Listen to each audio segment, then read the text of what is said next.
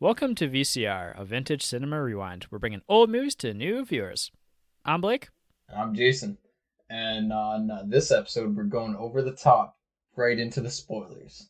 Oh yeah, we're doing the 1981 war classic, the Australian war classic, Gallipoli, which is a really interesting movie that we talked spoiler-free in the primer episode. So if you haven't seen this one before, go check that episode out because we're about to get into full spoilers, like you said.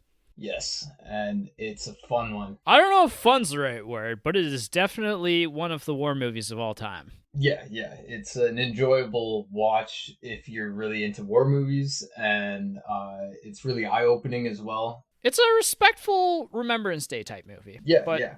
we talked about all of that stuff in the primer. So go check that one out. This one is maybe not for you who haven't seen this movie because we're about to get right into them spoilers. And the way I kind of want to, I guess, break this movie down is it's got a pretty clear 3-act arc to it, right? And Yeah. I think that to talk about this movie, it makes sense to kind of talk about it in each of the acts because, like I said, it's very clear. The first act all revolves around while these characters are all living in Australia and how they all kind of end up eventually joining the army and their motivations behind that. Exactly. And then I guess the second half would be their training montage. Right. It's not too long, but yeah, it's like a good middle chunk. And then the end is obviously Gallipoli. Yeah. It builds up to that. So starting with Act 1, this is kind of an interesting act to open up the movie with because it really takes its time with this act. Yeah. I was not expecting this movie to be this way. Neither was I. I didn't expect like a full foray into life of Western Australians, and like it felt like a Western almost because it like the setting is very much like that. And we're introduced immediately to Archie and his uncle. His uncle and him training to be like one of the best sprinters of all time. Like he's on track for that. Like he's fast. Yeah, he's comparing himself to Harry Lazals, who's like a world champion 100-meter sprinter, and he's pretty much running at the same time or even less than Harry had done previously. So, this is a big deal, and he is shown to be a big deal early on, right? Yeah. Like, and a lot of that is building towards this 18-year-old very young man who could potentially go off and do something really big and significant with his life. Yeah, like he would be an Australian idol, and he would put Australia on the map at the Olympics probably, and around the world as this like super fast sprinter. Yeah, and actually, I was reading some reviews of this movie, and I think it was the Guardian's review. They called Act 1 an archetypal sports movie. Mm-hmm. And I actually thought that was a really good way to describe the first act because it feels way more like a sports movie than it ever does a war movie. And that's kind of what makes the movie unique is it spends so much time developing the character of who Archie is, as well as kind of showing the contrast to Frank and his friends as well, right? Yeah, exactly. And it, like they set everything up as this sports movie. It's like it would be pretty disarming to see this for the first time with no context. Yeah. Especially in theaters. Everyone who would have seen it would have known what it's about, but like us not knowing what Gallipoli itself is, you could especially because we're not Australian either, right? Like we don't that the history of Gallipoli is definitely not something you and I ever learned about in the history books. Yeah, exactly. And so I was like, this is a good sprinting like what's that movie with the first Cool Runnings. Cool Runnings very much.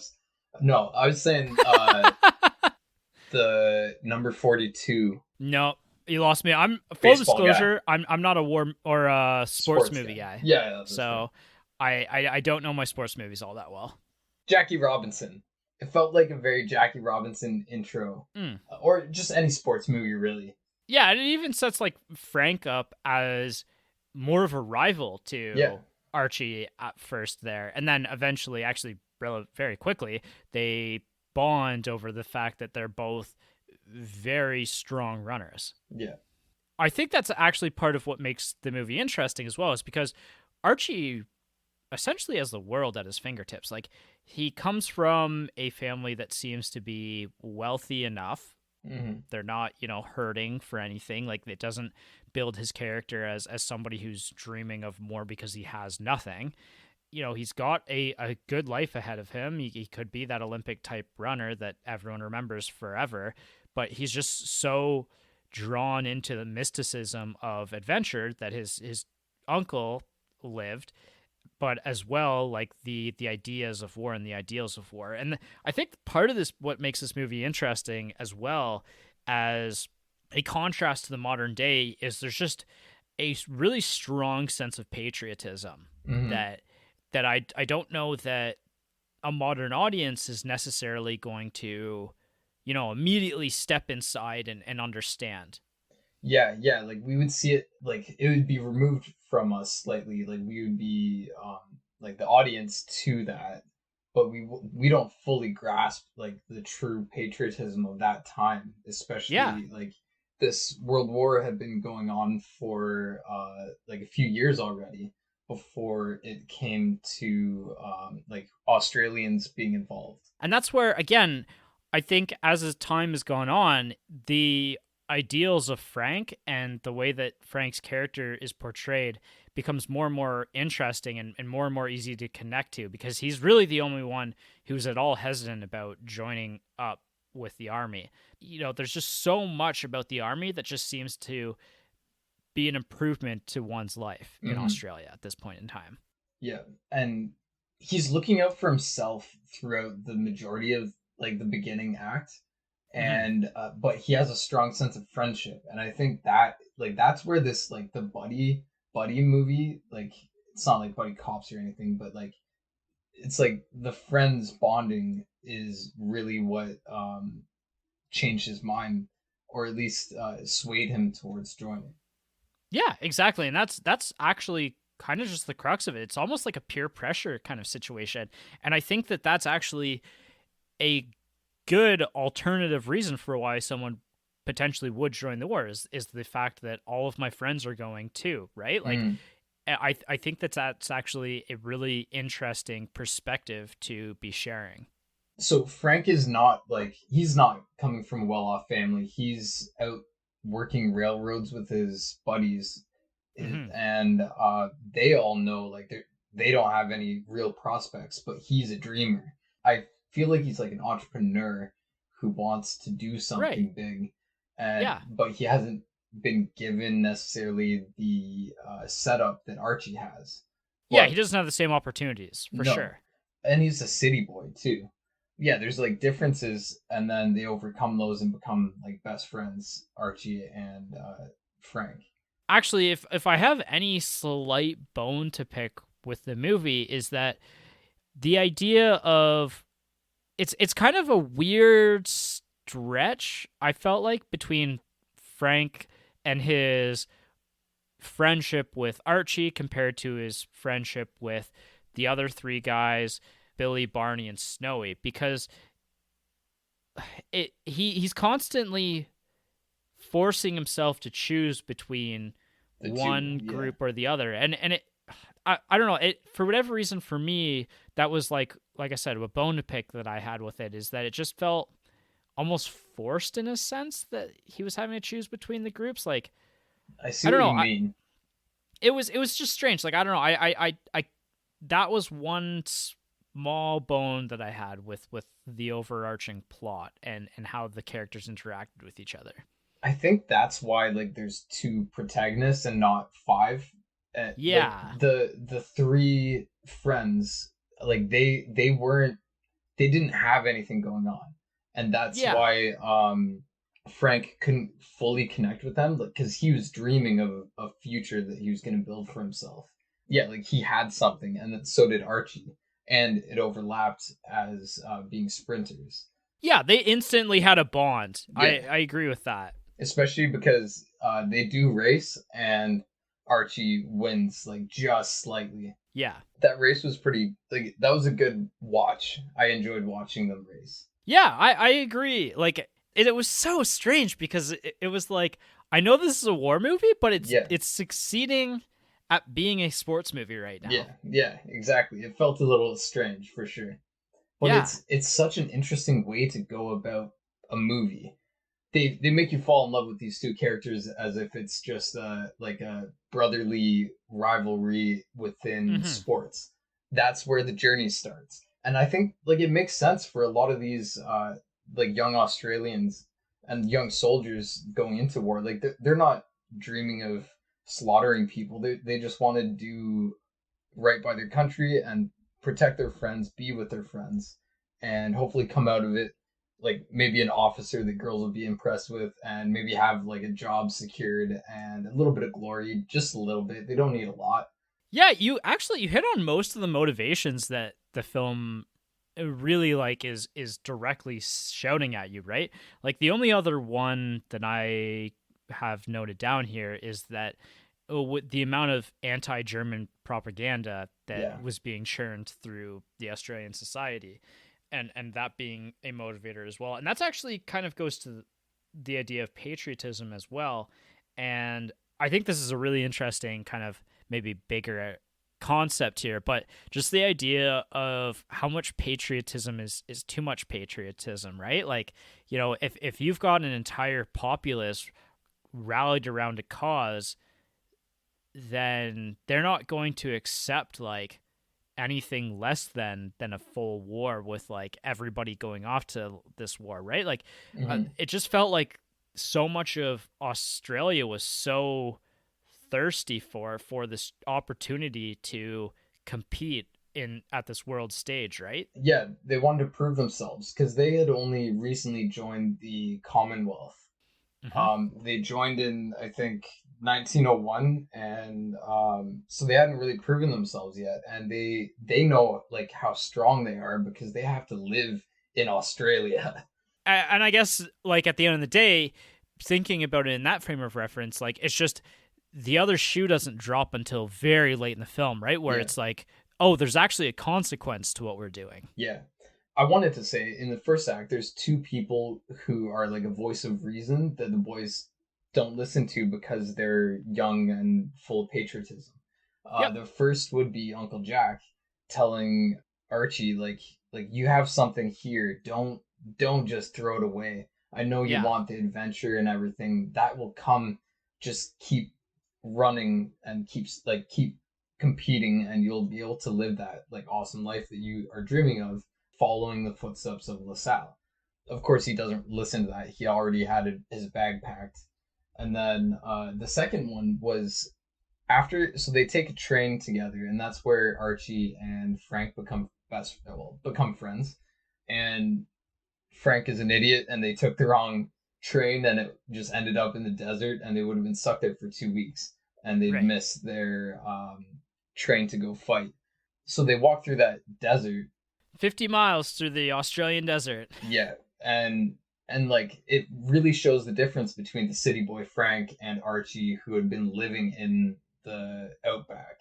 Yeah, and his resourcefulness. Yeah, exactly. And his drive and his like he's optimistic. Yeah. Yeah.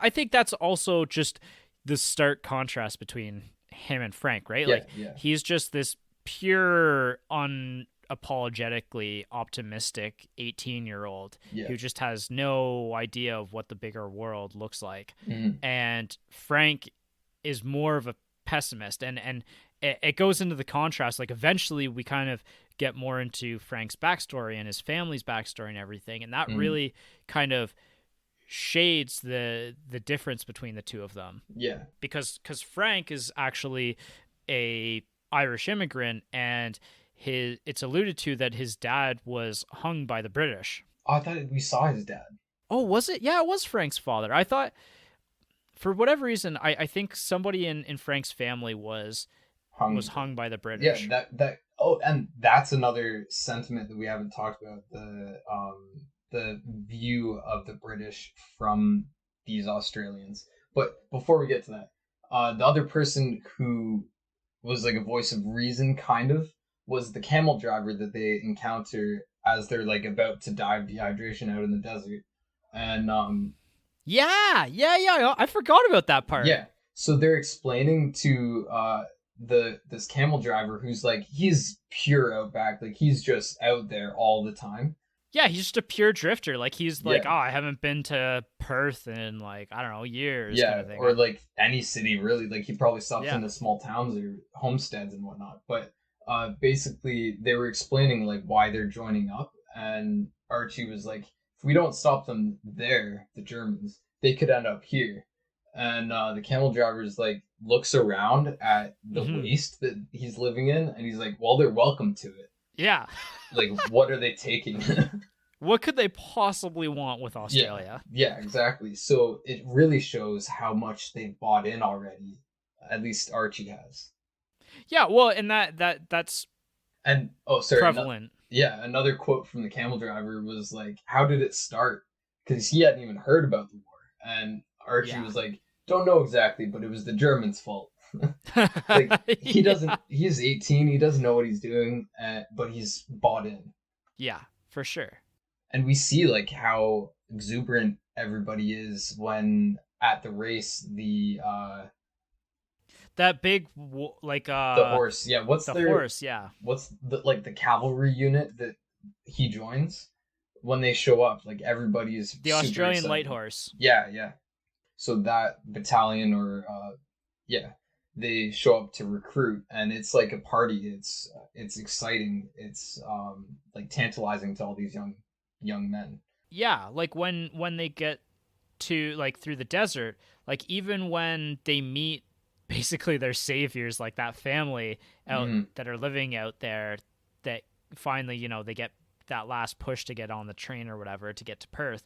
That family is all just like so fascinated by them heading off to war, but also just like so patriotic towards them, like, oh, you guys are like the cream of the crop, like the best of Australia. Yeah, like you guys go and fight. Yeah, exactly. Like there's and that kind of also shows again like just how much people have bought into the idea of the positives of going to war. And I saw in that scene as well, that's the moment that Frank is like, I guess girls might be interested in this, because the family's daughter is like, yeah, all the guys have gone.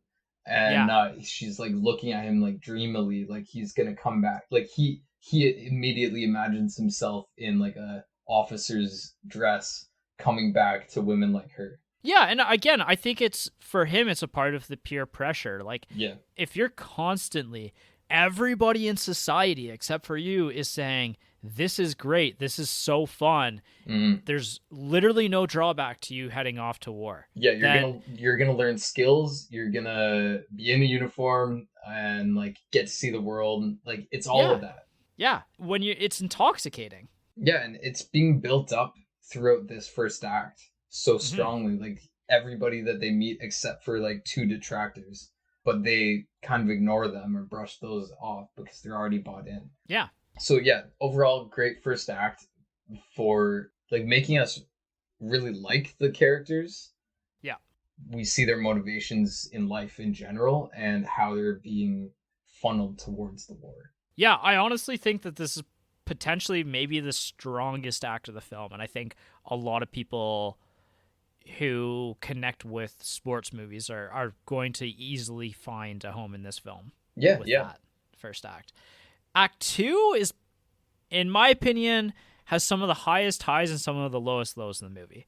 This set is incredible. Like where we go to Cairo, the backdrop is them training literally beside the pyramids, and they're actually on site filming at the pyramids there, which is just incredible. Yeah. The fact that they were able to do that. I know even the 80s is so long ago that like now nobody gets to do that really. Like they're filming right beside the pyramids, and they're not touristy. Like they're just, the pyramids are there and they're training right beside them. It's crazy that they were able to film that. Yeah, definitely. But at the same time, like, you know, actually, and while they're training against the pyramids, I think this is maybe my favorite quote of the movie is when they're all admiring the pyramids and what the pyramids represent and why they were built. And I think it's Snowy says that it's man's first attempt to beat death. And I thought that was really profound in a sense, you Yeah, know? that was it was, and it's funny because Frank just like brushes that off and he makes a joke out of it. Well, Yeah. I think it was Barney, or it wasn't Snowy, it was one of the other two. Oh yeah, you're probably right. The one with the Snowy's more mustache. yeah, cynical, yeah. Yeah, yeah.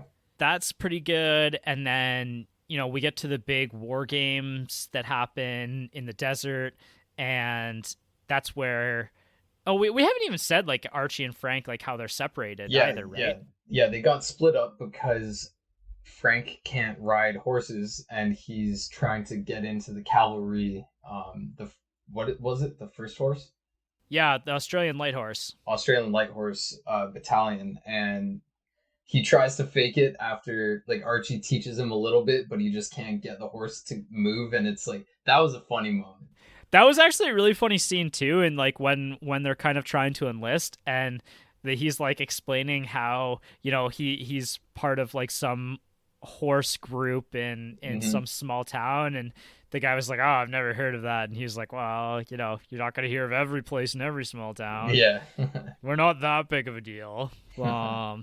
So they do get separated, and then eventually, this is like 20 minutes, half an hour. Like there's a good chunk of time where Archie's not in the film, and it's really from Frank's perspective. Yeah. Like longer than I thought actually, or I expected, because Archie, we start the film with Archie, and Archie Mm-hmm. does feel like the main anchor of this movie. Yeah. And then it really kind of changes the focus at this point to Frank's experience. Yeah, and I think it's because you can have so much more fun with Frank as a character, and Mel Gibson is the main actor here, obviously. So he's gonna get more of this act, I guess. He deserves some, but he's so much more interesting of a character because they have it's like a term of like hooliganism. It's called Larkinism, Mm, and so he's very much like a Larkin in Australia. Like he's like playful and rough and like a hooligan.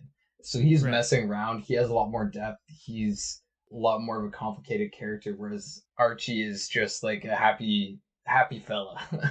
Very idealistic, Yeah. like, and I think even this was made in 1981. Like this is after the Vietnam War and World War II and everything else, and the perspective of war has changed significantly from 1915. Hmm. And I think that it probably Peter Weir and the writers of this film probably recognized pretty early on that even in 1981, audiences are going to connect more with Frank than they are with Archie. Yeah. Yeah. Very much so. They're kind of their big meeting point is when they do that big war games, right? And that's where Archie and Frank are reunited on Hmm. opposite sides of the battlefield, which is also a pretty good scene. Like it's Yeah. highly entertaining, like watching both of the fake armies Yeah. fake fight each other while Because also like half of them are actually beating the shit out of each other. yeah, because they're still boys playing at this Yeah, point. But while you're watching that too, there's the overtone of the generals, and they're watching with like pure seriousness, and they're right. like, they know what they're sending these boys into, but the boys Yeah. still don't know, and they're so Frank is in infantry, the other guy's in the cavalry. Then they have to like fight each other. They didn't know necessarily where each other were um in the military at this point. Then they just Mhm. meet and it's like a fun meetup. And again, this is also another point in time where I had mixed feelings about the plot point of Frank leaving his other group of friends to Yeah, join with Archie. Like, I don't know, it felt a little bit too contrived for me, I yeah, guess.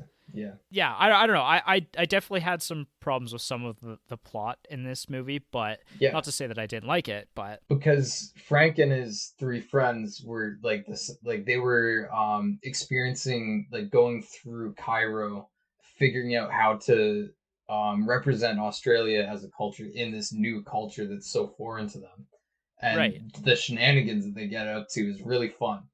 So like that adds so much depth to their little group, and like then he just abandons that again. Yeah. Like I yeah, I get it. I get what you mean. Yeah, it was just odd. Like, and like you said, like there are some fun shenanigans. This is, again, in my opinion, probably the weakest of the three acts, because I think that it's maybe a little overlong and starts to lose a little bit of its focus. Mm. But it's fun. There's like some really great moments. The other really great moment, actually, like one of, I guess, the most knowing moment, especially as the audience, is like right before they're all sent off to Turkey, that when they're at that charity event or Yeah, whatever, the like ball. celebrating the nurses. Yeah, the ball. So Frank essentially sneaks into it and Hmm. is immediately caught by the commanding officers.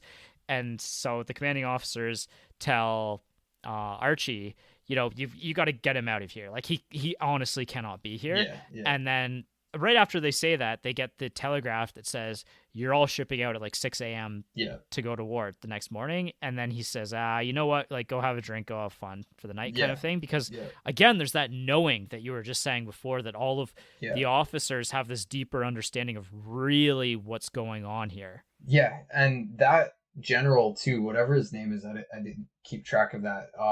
We see him like three major times, and one is when they're getting on the boat to go to from Australia to Egypt to train, and that's you see his wife give him a bottle of champagne and say like, this is for our anniversary, like, wait, like you can have it on our anniversary and think of me or whatever. And Yep. then we see him in that scene where like he's very serious in both, like all of his scenes really, because he's older. He kind of understands. He has more of a grasp of what's going on in the world and what the British are going to be asking of them. Yeah, so that's a great moment to see him say like, "Oh, like have a few drinks with your buddy, like, and go dance with the girls. This is going to be the last night." He doesn't tell him that, but he Yeah. knows. Well, and I think he, out of everybody else, like there's a little bit of detachment at the top of the command to the rest of the army. Like a lot of them are maybe a little bit more seen as numbers, honestly. But Yeah. it was Major Barton was his name, and Mm. so he definitely had more of a sense of connection with his soldiers. Yeah, yeah. And that was because he is like the Australian command. So, and like he has the patriotism, but Yeah. it's like a love for his countrymen. Yeah. And he's doing this because he's required to. Like, yeah, he's a small on-screen time but big impact kind of character. Yeah. Yeah. Very much agree. I just love seeing like the four guys go out in the city. The scene where they mess with the shop owner and then Yeah, at the end realize that it it's was the actually wrong the shop. wrong shop is hilarious. Yeah, It's also like a little bit gross, but it's also really funny. yeah, yeah, exactly. And especially too, as well, like as somebody who's traveled to like Mexico and bought like dumb little trinkets, it's Mm, so funny because while you're there, like it's intoxicating. Like you really think that you're being sold something special, yeah, whereas it's so funny because you look back in history and that's all we've been doing for like hundreds of yeah. years, like maybe even thousands of years, is selling each other bullshit, Yeah, basically. yeah. And like, yeah, like the Australians show up so unaware of what it's like, and all of the Egyptians are selling them like, oh, this is an antique.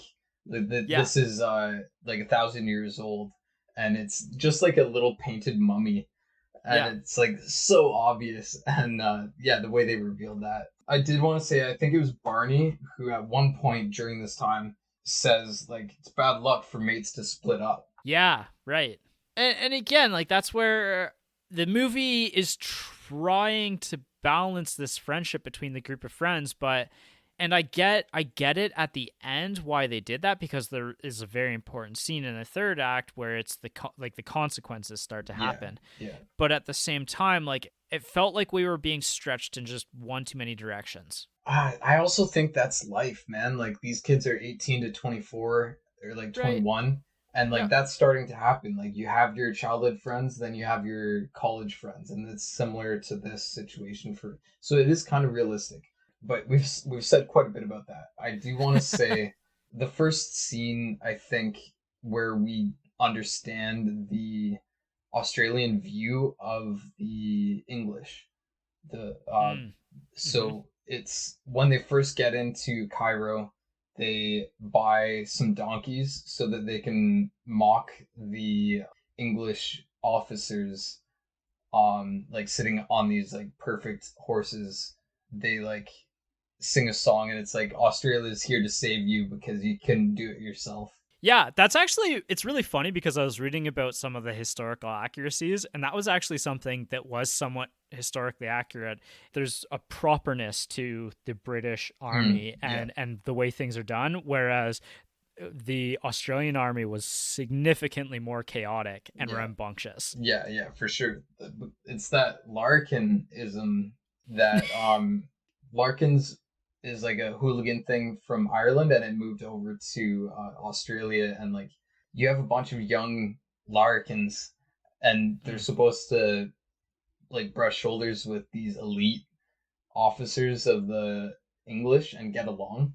Hmm. Not gonna happen. So they had like that one good song making fun of them. Yeah. And then see, Act 3 is when we finally get to Gallipoli. We finally get to the actual war itself. Yeah, like right off the bat, you see again the difference between Frank and Archie, because Archie's just smiles the whole time. Like they're riding up to the beach in like their landing boats.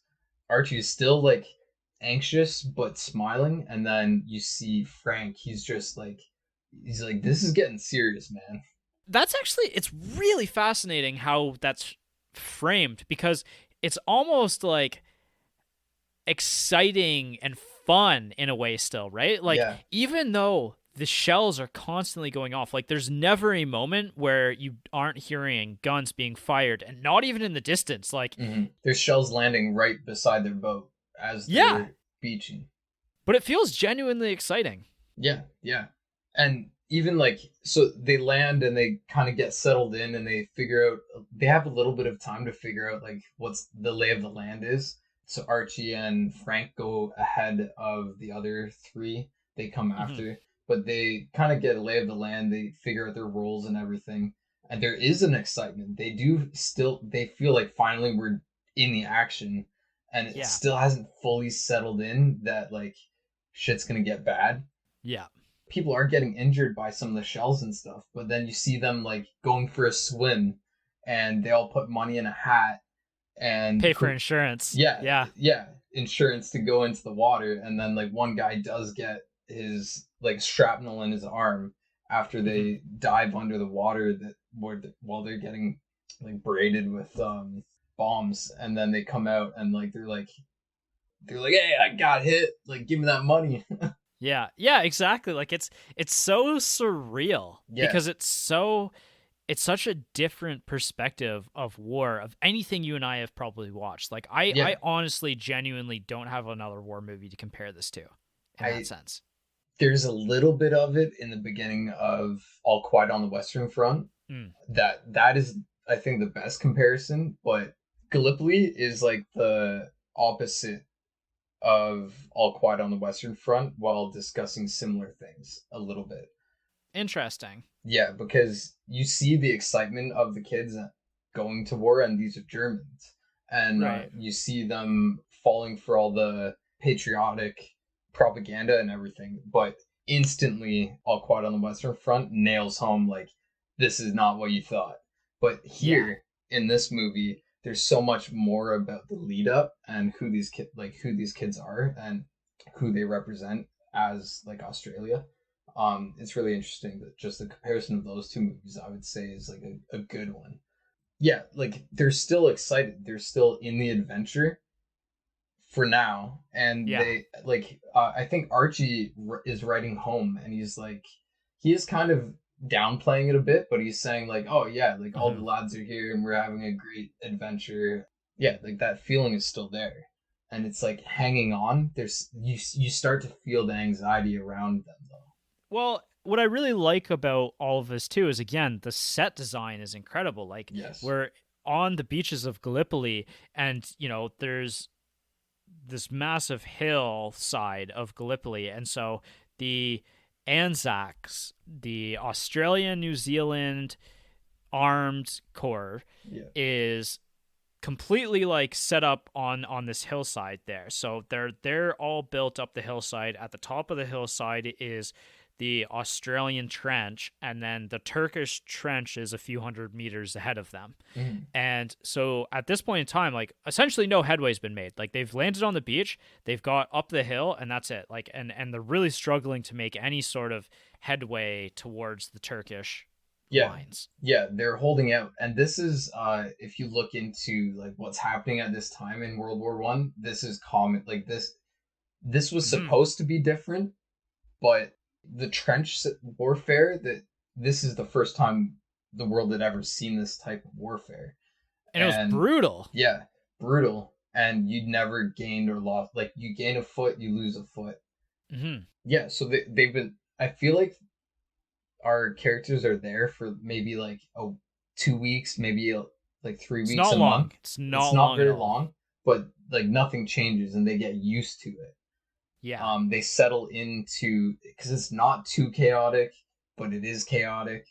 So they're still in this like adventure phase. I can't really Yeah. describe it. That all kind of changes when Jack or Frank's friends are sent over the top, basically, right? Yeah, Like that's the first experience of loss that we have. The yeah. first true experience of loss. And it's like Frank's friends, the infantry, are going over the top at 4:15 a.m. on day one, or 4:15 p.m. I don't know. And then the next day they are supposed to go as the cavalry. The light Yeah, horse is supposed to go the next day.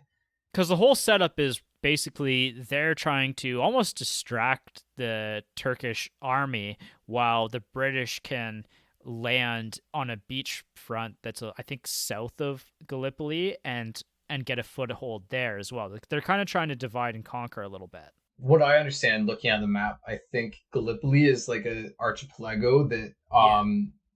that if they can land farther in, they can attack Constantinople, Yeah, which because is the basically, main goal. Yeah. yeah, I was watching a YouTube video earlier about this war and how significant it was because what they were trying to do was meet up with the Russians in Constantinople and then cut Turkey and the Ottoman Empire off Mhm. from the Germans and essentially like cut the war in two and completely like destroy their supply lines. Yeah. And that would have like completely changed the war at that point in time. Like, and if they had succeeded in that in 2015, the war would have been over years earlier. Like this was a big moment in Yeah. the war. 1915. Yeah. It was obviously a shitty plan, and the execution was horrible, as we find out when the two crews go over the top. Yeah. There's just like such rigidity to like the plan, right? Like there's no this isn't working, we need to change things. Yeah. It's this is the plan, we are sticking to the plan. Yeah. Winston Churchill is actually one of the main. Yeah. He's in charge of the Gallipoli campaign, basically. At least from back home, he's like the one strategizing that this could work, and which is really interesting because I loved, like, I read a few Winston Churchill autobiographies or like biographies, and Yeah. like this kind of stuff was not mentioned. He's very much a hero to the Western world, but not so much in this scenario. And there is a lot of dark shit going on in his past, which it was interesting to find out about when it comes to this movie. To somewhat the fault of the movie at this point in time as well is Colonel Robinson, the guy who's kind of conducting, especially when the light horse are going over the top, and he's conducting them and telling them that you have to continue onwards. And even though they've messed up their time sequencing of going over the top, I thought he was British because of his accent. Oh, right. Yeah. I did as well. I saw that in my research as well, that like he sounded British. There just happened to be still quite British accents in the Australian. Yeah, so they were period trying to of time. stay true to what Australians would have sounded like in 1910, or, Yeah. portions of Australians. But as somebody watching this in 2023, I just thought he was British, and So there did I, wasn't yeah. really an easy way to tell that. And that's actually a criticism that even in 1981 people had, was that like that it really showed unfairly the English and a cruelty almost to the English, Mm, and them forcing all of these people to become like, human meat shields basically for the rest of the British army. yeah. Whereas that wasn't the case at all. Like that, this was Australians directing and commanding Australians, and it was just a rigidity of the plan and Mm. an unwillingness to deviate from the plan at all. Whether it was inexperience or what, and like overall the campaign was mismanagements that happened, and some of Hmm. it, quite a bit of it, was just the upper echelon or like upper levels of the Australian, is what you're Yeah, saying. Hmm. yeah, exactly. The third act is very much a Saving Private Ryan um Yeah, feeling, because it's all the same. Like, it's the beach landings, like staying on that hill while the enemy is right up top. with the added component of trench warfare, which we don't see very often in films, especially Yeah, the last 30, 40 years of war films haven't had a focus on World War One. yeah. I highly recommend All Quiet on the Western Front. I haven't seen it. I need to. I know I need to. And also, we have to eventually watch the older one, like the. Yeah, Mike and I almost did that last year instead of Platoon, but we ended up on Mm, Platoon instead. So it's on our list. yeah, We'll circle back to it eventually. yeah, yeah. Anyways, where are we at? What are we thinking? We're kind of wrapping up like the story because Yeah, we're actually I was gonna say I did notice they did make a point to show Major Barton's looking at his watch while they were talking about the plan, and I yeah, was like, did they just not synchronize their watches? I actually yeah, thought that at that moment because they kind of looked at their watches but they didn't like synchronize them at all, yeah. and He so he synchronized it with his guy beside him, who he left with, and yeah, the artillery guy, his was like 5 minutes off. yeah. So it was shown quite deliberately, I think.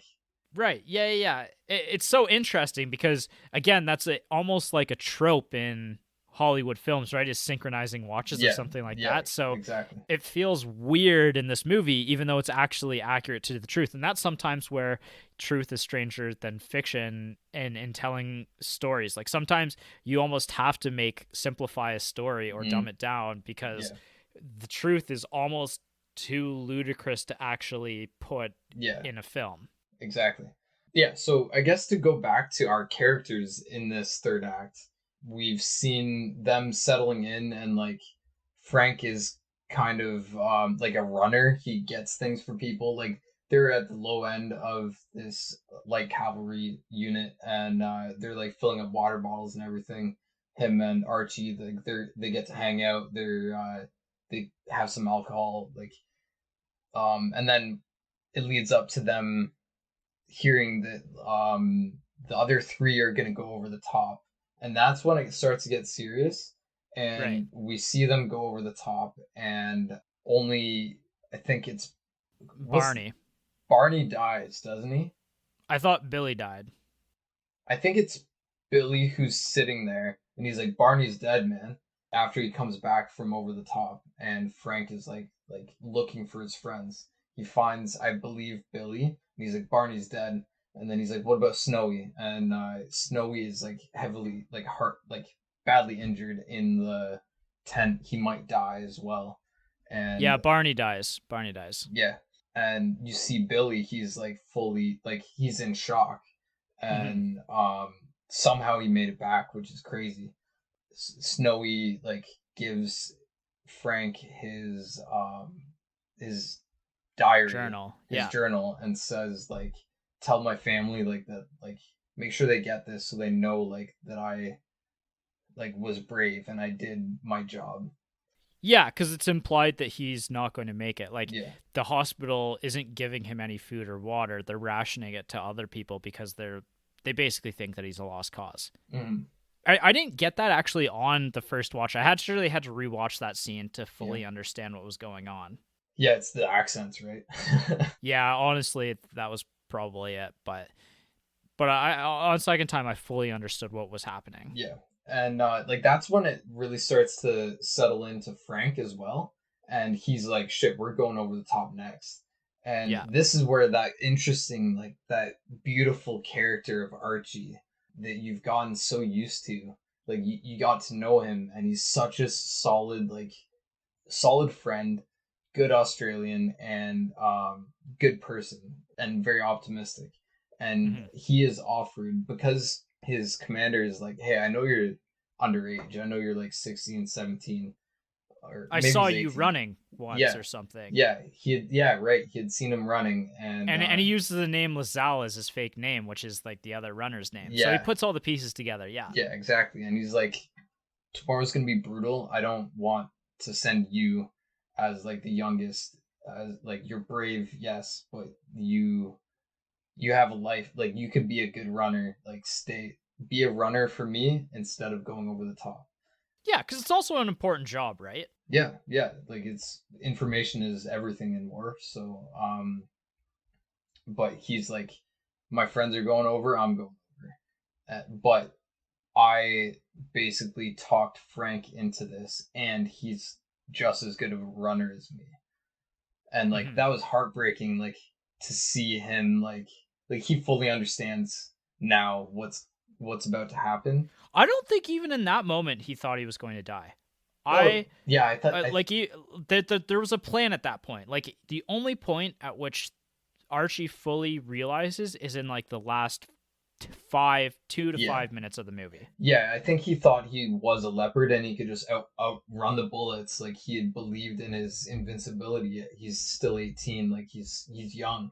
So, Yeah. but he had like the awareness that he brought Frank into this, and Frank Yep. didn't really want to be there. So like that's noble. Yeah, and like it's partially that, but it's also like again, there's a little. I think there's even almost a little bit of selfishness there, if I'm being honest, because like Archie, this is what Archie purely wants, and Yeah. so he gives the commander or he gives the major an out. Like he like there's no reason why he shouldn't pick Archie as his runner, Yeah. and yet Archie is so convinced and so passionate about this that Archie knows it makes sense for me to be this person, Hmm. but I want this so bad that I can actually give you another solution, an Hmm. effective solution, Yeah. so that I can continue on with what I want. Yeah. Yeah. He's got like both of those sides in mind for sure. What pisses me off, just as a side point, it would have been so much more effective if the major just had two runners. Because we see Frank run there and back, Yeah, and he doesn't make it back. that's a good point. I never thought about that. Yeah, like I only connected that after the movie was done. I was like, no, and then I was like, why? Why didn't they do this? But Right. Why yeah, didn't they fly to Mount Doom? yeah. Yeah, so anyways, we see like the like two waves of guys go over the top, and it's ineffective. They like the general or the major is like, this isn't working. The artillery didn't go continue to go off long enough, and Right. the Turkish got back into their trench after hiding in bunkers or whatever. So it was for sure never gonna work sending guys over the top. They were just gonna get mowed down. Yeah, so they had to send Frank running because the phone line was shot. It's a pretty heart-wrenching like final 5-10 minutes of the movie, Yeah, right? Because we see the first group go over the top, and basically nobody makes it more than like 5 two yards. meters. Yeah, Yeah, like it's crazy. Like everybody gets mowed down like instantly, yeah. and so he tries to call it off after that, and the Australian colonel Mm-hmm. says, no, this is the plan. You continue to send those men over, or else the British aren't going to get here, like to the Yeah. other spot. Like this is very important. And so he sends the second group over, and they get absolutely no further. Mm-hmm. And there's also like the component as well is that one of the second in command says over the phone, "Oh, somebody saw the Australian flag Oh, in the other yeah. trench," right? Because again, there's all this confusion going on in Yeah. this war. And so like nobody really knows what's happening. Like, and obviously if you stick your head over the top, you're getting shot. So there's just like such limited information, and Mm, everybody's confused, and nobody knows what's going on, or what's true, what's not, kind of yeah. thing.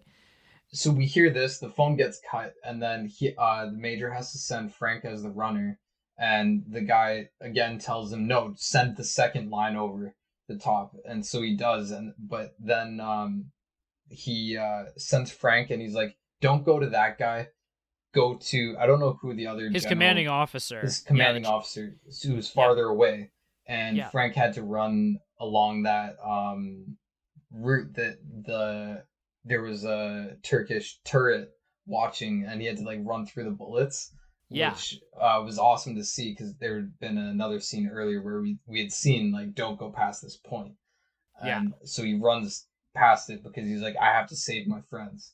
Like, I have to make sure no one goes over the top. Let's get this message sent. Gets the message to say like um that the British are having tea on the beaches already. Yeah, they're already there. They already succeeded. Yeah, so this distraction was not necessary. Yeah. And so he starts running as hard as he can back, and he even takes like a super dangerous other route that isn't like the standard running route. It's like, and dodges bullets again, and he just almost makes it back. Yeah, and so this is definitely the most memorable scene of the entire movie, the ending, and it's really effective. So I saw Killers of the Flower Moon a few weeks ago, and I've been describing people that movie is just emotionally devastating. Mm. And this almost is even more emotionally devastating, the ending of this movie, because like you said, Frank almost gets back in time. Yeah. In that, like while he's running, you see Archie and everybody who's about to go over the top. They put their like a dagger into the wall with their artifacts, like Hmm. Their letters back to their families, like their wedding rings, their watches, like anything that like along with their, yeah, those letters to their family to say like I had to go over the yeah. top and I know I'm not coming back. Well, and even Major Barton basically resigns himself, and again, because he has this strong connection with his soldiers, Mm-hmm. like he says, like, I can't let these men go to their deaths alone, and he Yeah. like makes the decision to sacrifice himself along with his men. Yeah, he said, I won't force them to do something that I'm not willing to do, and he went as well. Yeah, Right. beautiful, It's so heart wrenching. harrowing. It's Yeah, just, yeah, it's absolutely devastating.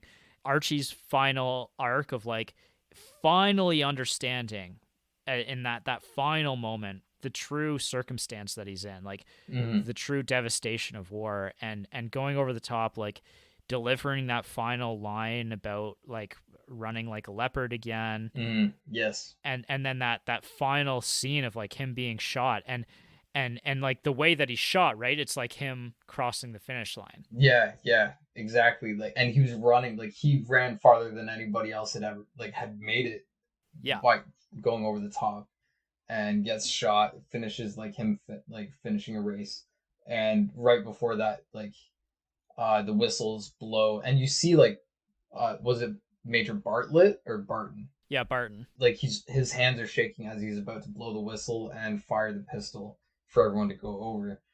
Frank is just running and running, and he's like, he just starts screaming as they go over, and like Yeah. that, and then you see Archie go over and get shot. Oh, Yeah, it's completely devastating. Like, it's maybe one of the most effective endings to a movie that I've ever seen. Like, mm. it's certainly up there. The comparison again to All Quiet on the Western Front. All Quiet on the Western Front is as if like 75% of the movie is that last 5 minutes in Gallipoli, Mm. Hmm. whereas this, like Gallipoli, nails it all home in one like 5-10 minute chunk, Right. and like I don't think All Quiet on the Western Front as it was like in the new remake could have existed in 1981, but Hmm. this one nailed that home exactly the same feeling in a shorter amount of time while giving you so much more history of these characters and like the country and everything. Yeah, So like that's the thing about on an Australian war movie is that there's almost more at play here. Like there's higher stakes, right? Like Mm. there's a patriotism towards showing even just Australia developing as a nation here, like you said Yeah. before. Yeah. Like there's more going on than just the impact of war. Looking into like the history of Anzac Day, after Gallipoli and after the war was over, they had Anzac Day as like a Memorial Day. It's like our Remembrance Day. Yeah, exactly. And that was super strong for building the national identity. And Yeah. then that kind of like petered out a little bit after in like the 60s and 70s. Like by then some heads of the military were saying like yeah, it's going to phase out. People will forget. Almost all of the people who survived Gallipoli are and like Anzac Day are dying, so it'll probably die out. But then actually this movie had a big impact on bringing back that kind of understanding of nationalism and Mm-hmm. anti-war sentiments because it is like right around Vietnam. That's when like It's so like this 10 years after, yeah. like understanding the anti-war sentiments. I guess this really brought Anzac Day back into Australian culture. Yeah. And that's kind of the thing is like this movie is so effective at portraying the themes and showing kind of that loss of innocence Mm. and the true sacrifices that were made, like making Archie and Frank, but also the three other friends, like giving them all such deep backstories and getting to know each of the characters as deeply as we do outside of war Mm-hmm. makes their sacrifice feel all that more impactful. Yeah, exactly. Yeah. So I think that's a really, really effective Remembrance Day film Mm. I in that agree. sense. Like, and we kind of said this before, but I almost wish that there was a Canadian equivalent to this that we had, because there is so many stories from Canada in the World Wars. Yeah, like we have a lot of like in our history lessons growing up, it was like Vimy Ridge and like the poppies, like the poem about the poppies and everything. Like Yep. we had a lot of that, but I don't think there's probably a good Canadian war movie, but I just don't. There's not the same sense of nationalism to that. Like, Yeah, the average Australian probably has heard of the film Gallipoli. yeah. Passchendaele, is that Canadians? I think so. Yeah, it is. Passchendaele is about Canadian soldier. I forgot about Passchendaele. Good 2008 movie. Cool. Yeah. So that's Gallipoli. What else would you like to talk about? So sequels, prequels, reboots. This is adapted from a novel actually called The Broken Years by Bill Gamage, and so that's just a collection of diary excerpts and letters from about 1,000 soldiers who actually fought at Gallipoli. So like this is heavily influenced on real soldiers' stories. Oh, amazing. I missed that. That's really cool to know. And so getting into like the historical accuracies, the first time that they go over the top, like Billy, Barney, and Snowy, that's the Battle of Lone Pine. If you Mm-hmm. wanted to read the backstory of that. And then the kind of the second time they go over the top, the big climax of the film is the Battle of the Neck. NEK. Yeah, yeah. Neck. Yeah. Yeah. There's plenty of information about these wars online. Like the importance of these battles is extremely important and influential to World War One and understanding, again, the importance of if they had won this, how much this would have changed the war. Yeah, just to go into like this, the whole campaign was a flop. So much was going wrong in World War One. It was just like a stalemate. So they were trying to figure out all these ways around the problem, Mm-hmm. and this just did not work. That miscommunication that the British were already on the beaches just Mm-hmm. completely like wrecked like 50,000 soldiers that went into battle in Gallipoli. Yeah, I think the actual Battle of the Neck, there was I think 600 Australians took part like in the fighting of Mm. that specific battle, like the final battle we see in this movie, Mm. and almost 400 of them were killed or wounded in the battle, and the Turkish soldiers basically had no casualties. Yeah, Like there was very few. Again, shows the pointlessness of all of this. exactly. the character of Archie is actually based on a real character or a real person, Private Wilfred Harper of the 10th Light Horse. He was actually a regarded like runner who people wrote about after this battle. So there's different quotes here from different real soldiers. The one quote here is, Wilfred was last seen running forward like a schoolboy in a foot race with all the speed he could compass. And then another officer wrote back to his mom saying, Wilfred, I believe, was one of the few who got at most 20 yards. Yeah. Which is, again, shows just the futility of all of this. Yeah. That he only got 20 yards and he was the furthest one. Yeah, exactly. Insane to think about.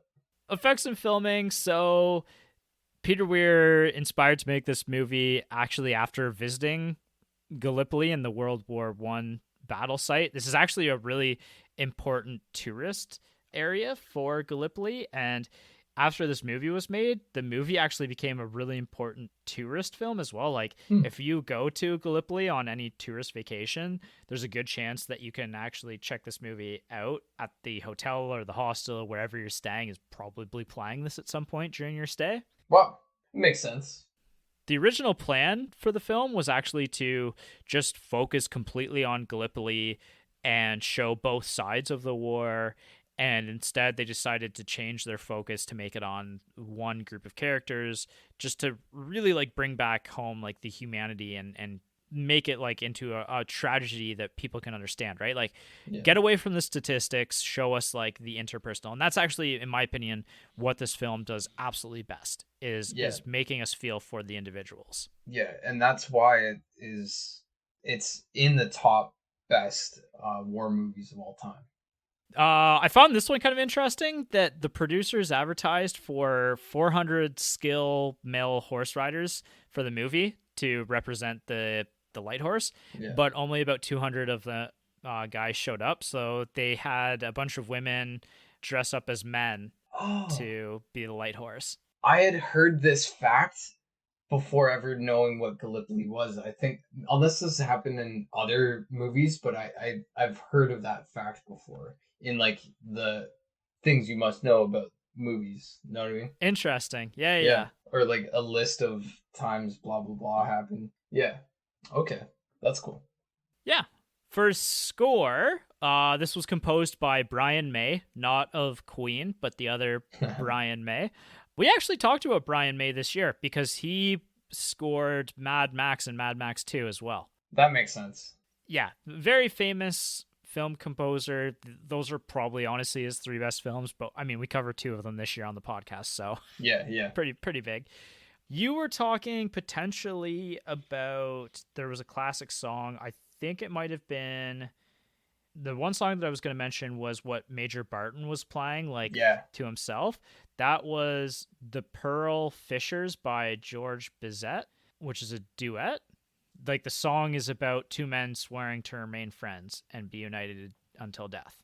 Oh, that's amazing. I didn't know that part. We kind of talked about this in the spoiler-free discussion, but you were, I think, lower on the score, whereas I was really high on the score. I thought the undertones of the Australian outback like really came through in the music.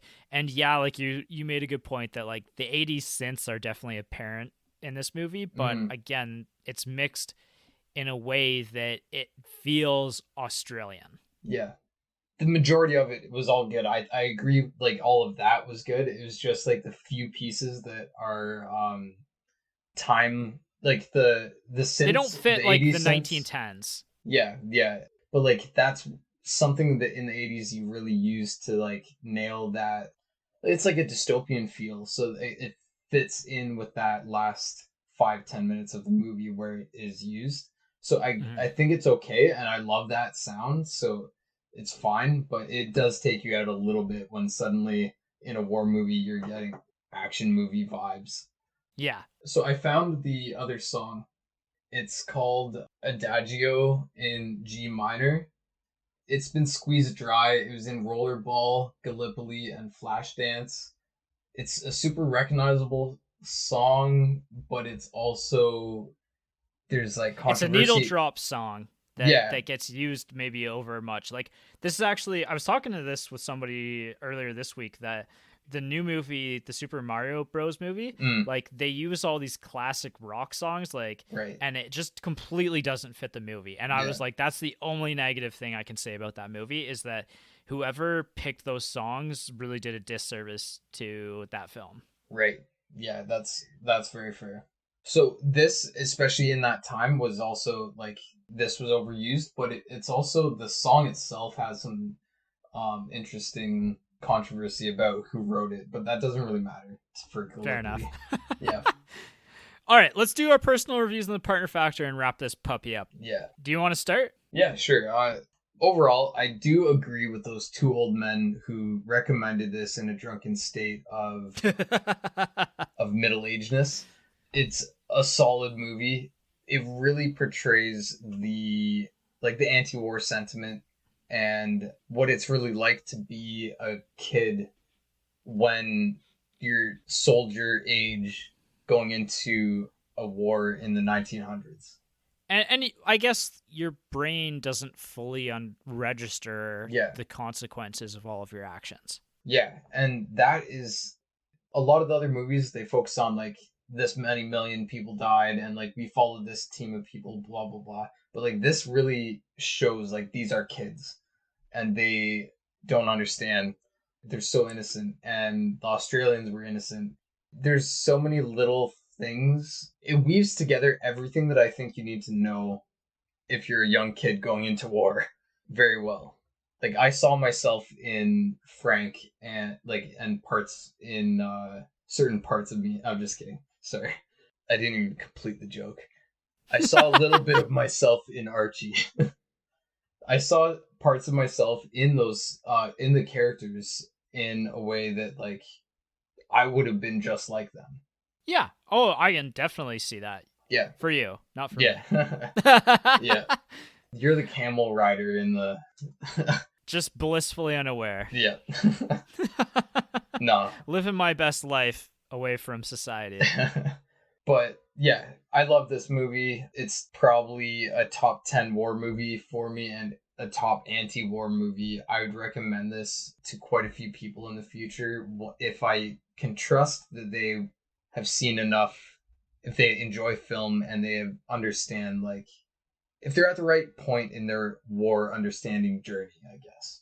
Yeah, this adds an interesting context to war and war films. I am curious if you showed this to an 18-year-old, would they fully grasp it? Would they enjoy it even? I'm not sure, but I think like someone who's past that point and like when you start looking at 18-year-olds as children in your like 30s, yeah, it has a bigger impact. I almost wonder if somebody younger, if I was 18 watching this, if I would have looked at the first two parts as like this big exciting pitch to signing up for the army, and then the last act being like a ham-fisted like war is bad kind of thing, right? Yeah. And that's just a complete speculation. Yeah. Because I didn't think that at all in my watch necessarily, but I wonder if anybody would maybe take that away.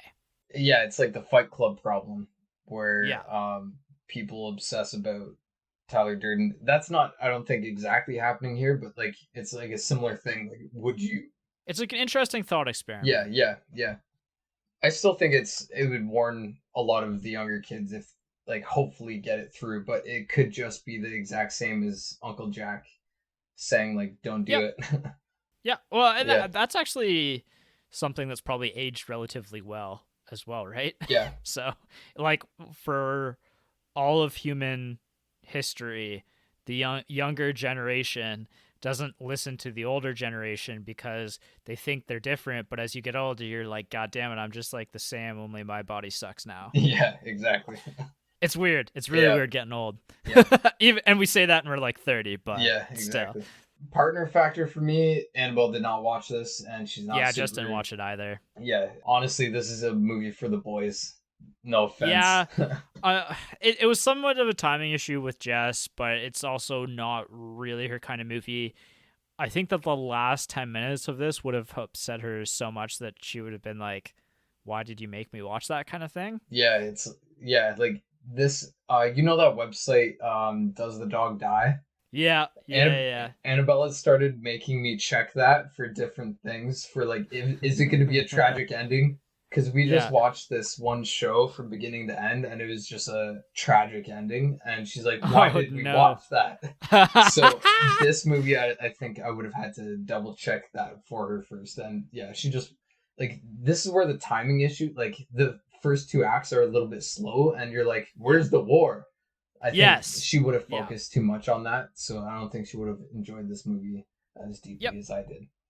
So it's just me contrasting your opinion here. Mm. And I am going to contrast you, maybe the most in contrast with you out of any movie you and I have done together, Mm. because I thought this was a decent movie. I think that this is a really good Remembrance Day film that doesn't quite always work as a movie. I think that visually it's really good. Like, I think this, Yeah. the setting, the set design, fantastic. Thought that the trench warfare was really fascinating. It's not something we've seen a lot because of the focus on some of the more modern wars, and I guess, you know, society's connection to the more modern wars and being more in our memory, right? But I had a little bit of issue with the pacing, not a ton, because I did like the first act more than I thought that I did. I think at first, as I was watching it, I was like, when is this getting to war? But then as I got through into the second act, I was like, you know what, the first act was really good. Mm. The second act, it meandered a little too long for me during Yeah. training, and the guys goofing off and stuff like that. And again, it felt a little unfocused because, you know, Frank's got his friend with Archie, but his other group of friends, and you make a good point that, like, yeah, it's being pulled from different directions, and you having different friend groups as you get older and stuff like that. And do you have the same connection and bond with your friends that you grew up Yeah. with compared to your friends from university or later on in life? Yeah. And I was thinking about all of this and everything too, and then like, and I brought this up in the primer episode, but I'm going to bring this up again, is I've also got an inherent bias as well that, you know, my idea of a war movie is often the Vietnam War movies and their perspective of war and how they criticize war and criticize individuals, and how war can bring out the darkest in human beings. Mm-hmm. And I guess I wasn't necessarily fully convinced as a modern audience that all these young guys were willing to go to war for adventure. And you know, there are other kind of reasons for why some of them want to go, but I guess maybe it's a little bit of cynicism that I have that maybe I share with Frank, and that's why maybe I connected with Frank as well about just like blindly heading into this. And so I guess I'm where I land is that the movie's decent, and whether it's by my own biases or just because of the issues that I had, I'm less high on this one. Like, this isn't one that I probably will return to. Yeah. If I'm being more critical of it, I think I am a little closer to what you're saying. Like, this isn't like a 10 out of 10, but it's, I think, a bit better than a 7. I can't exactly place it because I think if you're putting yourself in the perspective of World War One, because we don't have World War One and World War Two, like the people going into World War One, this was like the first time ever. Well, it's not like you and I talk to people who fought in World War One on a regular basis. Exactly. But I mean, I don't think they understood what they were getting into in any sense of the. Yep. Well, World War One was supposed to be done in like a year or something, wasn't it? Like, Yeah. oh, we were going to be home by Christmas kind of deal. Yeah. I agree and I disagree with some of the things you say. And yeah, this might be our more divisive one between us. Between you and I, yeah. I mean, Mike and I still have some pretty divisive movies, but you and I are generally very close in our movie tastes. Yeah. Yeah, overall, enjoyable enough movie. Maybe the best ever, but maybe not. Somewhere between the best ever and it was okay. Yeah. It was more than okay. Yeah, it was good. I can good, say it was good, but I couldn't go any higher than good. That being said, upcoming stuff Next time, Mike and I are doing The Princess Bride, so real excited for that one. Oh, One of the no greatest movies of way. all I time. just watched that too. Like So did he last weekend. So yeah, I basically just showed Annabelle that movie for the first time in her like adult and teen life. Like she watched it as a kid. I mean, you're welcome to join us on the episode. We're I filming might. this weekend. We're recording this weekend, so I'll see. I have a dinner club, but anyways, yeah. I'll true. try. After that, I think you and I are doing the holiday episode, which we haven't looked at ahead at that at all, but Christmas Vacation could be a cool one, or we could go, something very different. Last year we did we do Die Hard last year? I think we did Die Hard for sick movie. Yeah. I actually, as a side note, I went and saw Raiders of the Lost Ark at a movie theater last weekend, and they announced that their December old movie is going to be Die Hard, and I think Magic Mike and I are going to go see Die Hard in December. Awesome. Yeah, that's 35 millimeter. It's going to be sick. Oh, yeah, I would love to watch it on that. What? So, Raiders of the Lost Ark? Raiders of the Lost Ark. Indiana Jones, Raiders of the Lost Ark. Yeah, but are we talking about like a 2023? No, like the original. Okay, I thought there was a new one out, and I'd been. There is a new one. The Dial of Destiny. Oh no, Dial of Destiny. When was that? This year. Oh yeah, you're right. Okay, I just wasn't paying attention, and I thought you went to watch that. So I was like, why would you watch that at the old school 35 mil theater? Right. But okay, that's cool. Yeah, it was sick. Yeah, Raiders is great. I will talk about this more, I think, at our year-end review episode, but it was a really cool experience. So awesome. If you get an opportunity to go see an old movie at a theater, go check it out. Like at a good theater, like, yeah, I'm definitely going to try for that. Awesome. Yeah, we'll think of a good Christmas one. This was fun. I still, the funniest scene in the movie to me was still that very first, like, 30 seconds where he's doing the breathing exercises and he's like, what was he saying? Deeper. Yeah, it was a weird intro. Fair enough. To a modern audience, it was a weird intro. So much happened in the movie that by the end I was so depressed I didn't even remember that until you said it. So yeah. On that note, we will see you next time for The Princess Bride. Look forward to it because that's a fantastic, one of the great movies. Yeah. Oh, I'm so excited. I want to show that to someone new. Like it's such a good one. I'm hoping we can convince some new listeners to watch that one. You will thoroughly enjoy it. Yeah, 100% agree. All right, cool. See you next time. I'm Jason. I'm Blake. And tell your dad.